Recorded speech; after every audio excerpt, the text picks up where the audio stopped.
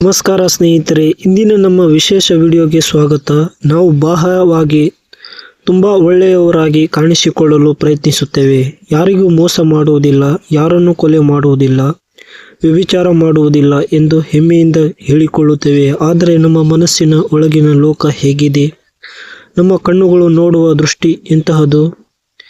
ಪವಿತ್ರ ಗ್ರಂಥದಲ್ಲಿ ಒಂದು ಗಂಭೀರವಾದ ಮಾತು ಇದೆ. ವ್ಯಭಿಚಾರ ಮಾಡಬಾರದೆಂದು ಹೇಳಿದೆ ಎಂಬುದಾಗಿ ನೀವು ಕೇಳಿದಿರಷ್ಟೇ. ಆದರೆ ನಾನು ನಿಮಗೆ ಹೇಳುವುದೇನೆಂದರೆ, ಪರಸ್ತ್ರೀಯನ್ನು ನೋಡಿ ಮೋಹಿಸುವ ಪ್ರತಿ ಮನುಷ್ಯನು ಆಗಲೇ ತನ್ನ ಮನಸ್ಸಿನಲ್ಲಿ ಆಕೆಯ ಕೂಡ ವ್ಯಭಿಚಾರ ಮಾಡಿದವನಾದನು. ಇಂದು ನಾವು ಈ ಆಳವಾದ ಸತ್ಯದ ಬಗ್ಗೆ ಚರ್ಚಿಸೋಣ. ಕೇವಲ ಕ್ರಿಯೆಯಷ್ಟೇ ಅಲ್ಲ, ನಮ್ಮ ಆಲೋಚನೆ ಕೂಡ ನಮ್ಮ ವ್ಯಕ್ತಿತ್ವವನ್ನು ಹೇಗೆ ನಿರ್ಧರಿಸುತ್ತದೆ ಎಂಬುದನ್ನು ತಿಳಿಯೋಣ. ಶರೀರ ವರ್ತನೆ ಮತ್ತು ಮನಸ್ಸಿನ ಆಲೋಚನೆ. ಸಾಮಾನ್ಯವಾಗಿ ಸಮಾಜವು ಒಬ್ಬ ವ್ಯಕ್ತಿಯನ್ನು ಅವನ ಹೊರಗಿನ ನಡವಳಿಕೆಯನ್ನು ನೋಡಿ ಅಳೆಯುತ್ತದೆ. ನೀವು ದೈಹಿಕವಾಗಿ ತಪ್ಪು ಮಾಡದಿದ್ದರೆ ನೀವು ಪರಿಶುದ್ಧರು ಎಂದು ಜಗತ್ತು ನಂಬುತ್ತದೆ. ಆದರೆ ಸತ್ಯವು ಇದಕ್ಕಿಂತ ಭಿನ್ನವಾಗಿದೆ. ಬೀಜ ಮತ್ತು ಮರ. ಒಂದು ದೊಡ್ಡ ಮರ ಬೆಳೆಯುವ ಮೊದಲು ಅದು ಸಣ್ಣ ಬೀಜವಾಗಿರುತ್ತದೆ. ಹಾಗೆಯೇ ಪ್ರತಿಯೊಂದು ಕೆಟ್ಟ ಕೃತ್ಯವು ಮೊದಲು ಮನಸ್ಸಿನಲ್ಲಿ ಒಂದು ಆಲೋಚನೆಯಾಗಿ ಹುಟ್ಟುತ್ತದೆ. ಮನಸ್ಸಿನ ನ್ಯಾಯಾಲಯ. ನಿಮ್ಮ ಮನಸ್ಸಿನ ಒಳಗಿನ ಆಲೋಚನೆಗಳು ನಿಮ್ಮ ಆತ್ಮದ ಕನ್ನಡಿಯನ್ನು ತೋರಿಸುತ್ತವೆ. ಪರಸ್ತ್ರೀಯರನ್ನು ಅಥವಾ ಪುರುಷನನ್ನು ಕೆಟ್ಟ ದೃಷ್ಟಿಯಿಂದ ನೋಡುವುದು ಎಂದರೆ ಅಲ್ಲಿಯೇ ನೈತಿಕತೆಯ ಪತನ ಆರಂಭವಾಗಿದೆ ಎಂದರ್ಥ. ಇಂದಿನ ಡಿಜಿಟಲ್ ಯುಗ ಮತ್ತು ದೃಷ್ಟಿ ದೋಷ. ಇಂದಿನ ಕಾಲದಲ್ಲಿ ಈ ಮಾತು ಹೆಚ್ಚು ಪ್ರಸ್ತುತವಾಗಿದೆ. ನಮ್ಮ ಕೈಯಲ್ಲಿರುವ ಮೊಬೈಲ್ ಫೋನ್ಗಳು ನಮ್ಮ ಕಣ್ಣುಗಳಿಗೆ ಏನೆಲ್ಲ ದೃಶ್ಯಗಳನ್ನು ಉಣಬಡಿಸುತ್ತಿವೆ ಎಂಬುದು ನಮಗೆ ಗೊತ್ತು. ಇಂಟರ್ನೆಟ್ನಲ್ಲಿ ಬರುವ ಅಶ್ಲೀಲ ಚಿತ್ರಗಳು, ವಿಡಿಯೋಗಳು ಅಥವಾ ಸೋಷಿಯಲ್ ಮೀಡಿಯಾದಲ್ಲಿನ ರೀಲ್ಸ್ಗಳು ನಮ್ಮ ಮನಸ್ಸಿನಲ್ಲಿ ಮೋಹವನ್ನು ತುಂಬುತ್ತಿವೆ. ಅನೇಕರು ಅಂದುಕೊಳ್ಳುತ್ತಾರೆ, ನಾನು ಕೇವಲ ನೋಡುತ್ತಿದ್ದೇನೆ ಅಷ್ಟೇ, ಯಾರನ್ನು ಮುಟ್ಟುತ್ತಿಲ್ಲವಲ್ಲ ಎಂದು. ಆದರೆ ನೆನಪಿಡಿ, ನೀವು ಏನನ್ನು ನೋಡುತ್ತೀರೋ ಅದು ನಿಮ್ಮ ಹೃದಯವನ್ನು ಪ್ರವೇಶಿಸುತ್ತದೆ. ಒಮ್ಮೆ ಮೋಹದ ಆಲೋಚನೆ ಮನಸ್ಸಿಗೆ ಬಂದರೆ ಅದು ವ್ಯಕ್ತಿಯ ಆತ್ಮ ಗೌರವವನ್ನು ಮತ್ತು ಇತರರ ಮೇಲಿರುವ ಗೌರವವನ್ನು ಕುಂದಿಸುತ್ತದೆ. ಸಂಬಂಧಗಳ ಮೇಲೆ ಇದರ ಪರಿಣಾಮ. ಈ ಮನಸ್ಸಿನ ವ್ಯಭಿಚಾರ ಕೇವಲ ನಿಮ್ಮನ್ನು ಮಾತ್ರವಲ್ಲ, ನಿಮ್ಮ ಕುಟುಂಬ ಮತ್ತು ಸಂಬಂಧಗಳನ್ನು ಹಾಳು ಮಾಡುತ್ತದೆ. ಒಂದು, ನಂಬಿಕೆಯ ದ್ರೋಹ. ನಿಮ್ಮ ಸಂಗಾತಿಗೆ ನೀವು ನಿಷ್ಠರಾಗಿರಬೇಕೆಂದರೆ ಅದು ಕೇವಲ ಶರೀರದಿಂದ ಮಾತ್ರವಲ್ಲ, ಮನಸ್ಸಿನಿಂದಲೂ ಆಗಿರಬೇಕು. ತೃಪ್ತಿಯ ಕೊರತೆ. ಹೊರಗಿನ ಮೋಹದ ದೃಷ್ಟಿಯು ನಿಮ್ಮ ಸ್ವಂತ ಸಂಗಾತಿಯ ಮೇಲಿರುವ ಪ್ರೀತಿಯನ್ನು ಕಡಿಮೆ ಮಾಡುತ್ತದೆ. ಮನಸ್ಸು ಸದಾ ಇನ್ನೊಂದರ ಕಡೆಗೆ ಹಂಬಲಿಸಲು ಶುರುವಾದಾಗ ಸಂಸಾರದಲ್ಲಿ ಬಿರುಕು ಮೂಡುತ್ತದೆ. 3. ದೈವಿಕ ಅಂತರ. ಯಾವುದೇ ಆಧ್ಯಾತ್ಮಿಕ ಮಾರ್ಗದಲ್ಲಿದ್ದರೂ ಮನಸ್ಸಿನ ಮಲಿನತೆಯು ನಮ್ಮನ್ನು ದೇವರಿಂದ ಮತ್ತು ನಮ್ಮ ಅಂತರಾತ್ಮದಿಂದ ದೂರ ಮಾಡುತ್ತದೆ.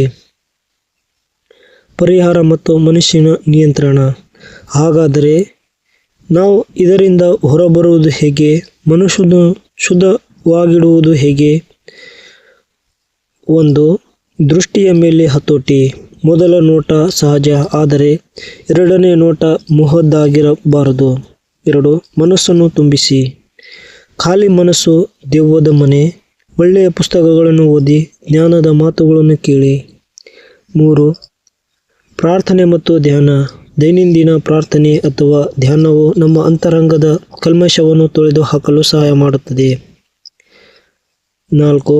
ಗೌರವ ಭಾವ ಪ್ರೀತಿ. ವ್ಯಕ್ತಿಯನ್ನು ದೈವಿಕ ರೂಪವಾಗಿ ಅಥವಾ ನಿಮ್ಮ ಮನೆಯವರಂತೆ ಗೌರವಿಸುವ ಗುಣ ಬೆಳೆಸಿಕೊಳ್ಳಿ.